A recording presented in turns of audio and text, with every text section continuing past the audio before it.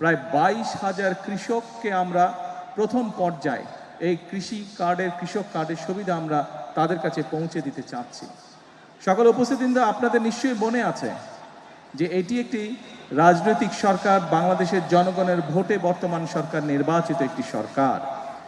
আমরা নির্বাচনের পূর্বে আমরা দেশের মানুষের কাছে যে সকল প্রতিশ্রুতিগুলি দিয়েছিলাম তার মধ্যে এই কৃষক কার্ডের প্রতিশ্রুতি ছিল।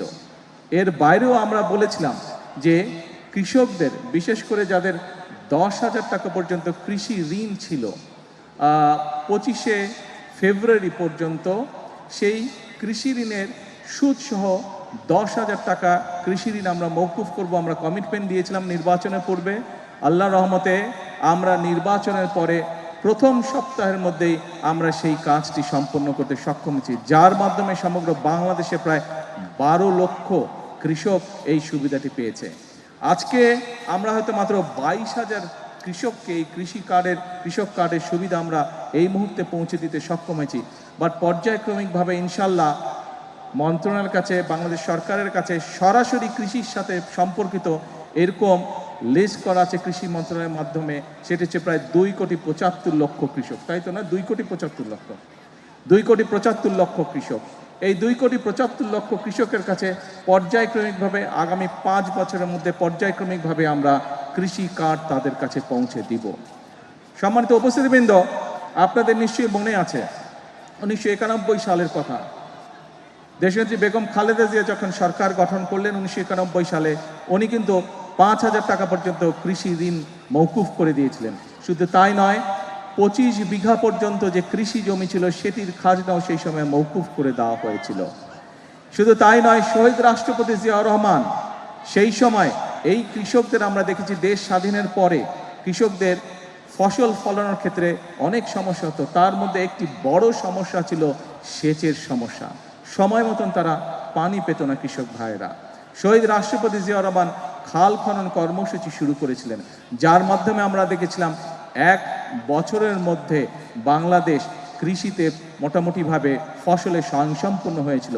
এবং যেই বাংলাদেশে আমরা দেখেছিলাম 1974 সালে দেশের মানুষ না খেয়ে মারা গিয়েছিল, দুর্ভিক্ষে প্রায় 7 থেকে 8 লক্ষ মানুষ মারা গিয়েছিল, সেই বাংলাদেশেই আমরা দেখেছি শহীদ রাষ্ট্রপতি জিয়াউর সময় শুধুমাত্র খাল খনন করার ফলে, কৃষক সেচ সুবিধা পাওয়ার ফলে আমরা দেখেছিলাম কৃষির উৎপাদন দ্বিগুণ হয়েছিল এবং এই বাংলাদেশ থেকে অল্প পরিমাণে হলো বিদেশে খাদ্য রপ্তানি করতে সক্ষম হয়েছিল এই বাংলাদেশ।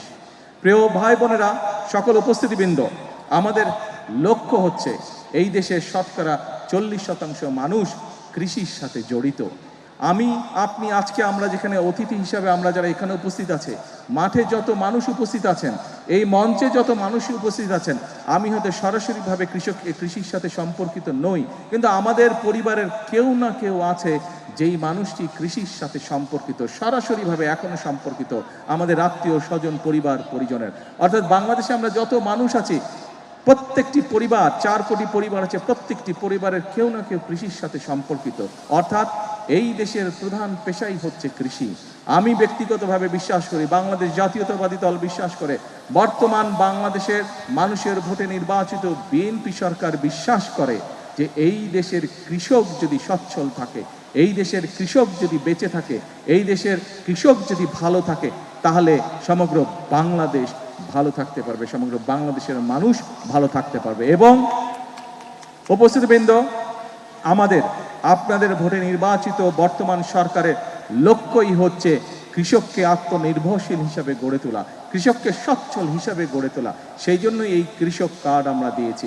এরই ভিতরে আপনারা নিশ্চয়ই অবগত হয়েছেন যে এই কৃষক কার্ডের মাধ্যমে আমরা কৃষকের কাছে চেষ্টা করব ইনশাআল্লাহ সরাসরি 10টি সুবিধা পৌঁছে দিতে, যেই 10টি সুবিধার মাধ্যমে কৃষক তার অবস্থান অনেক ক্ষেত্রেই পরিবর্তন করতে সক্ষম হবে।